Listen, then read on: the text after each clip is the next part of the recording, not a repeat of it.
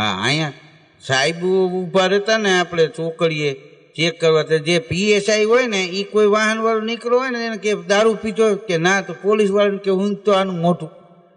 એક પોલીસ વાળાએ રાજીનામું આપી દીધું ભાઈ કે મને એક તો એલર્જી જેના તેના મોટા હું કે શરદી નથી મળતી હા એક છકડા વાળાનું મોટું શું કહે પોલીસે આમાં હોવો દીધા હાલે કોલગેટ ને બ્રશ લેતો જાય છે કે આમાં બીજા મરી જાય ભાઈ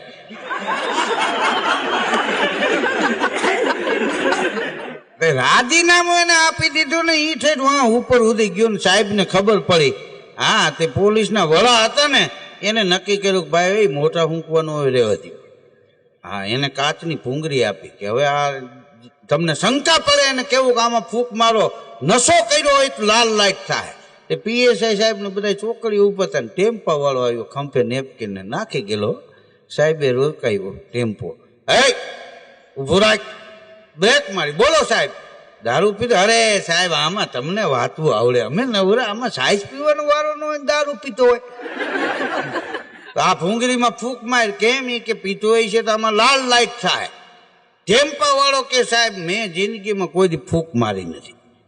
મને ફૂંક મારતા ફાવે નહીં આમાં કેમ ફૂંક મારવી આ વીઆઈપી ભૂંગળી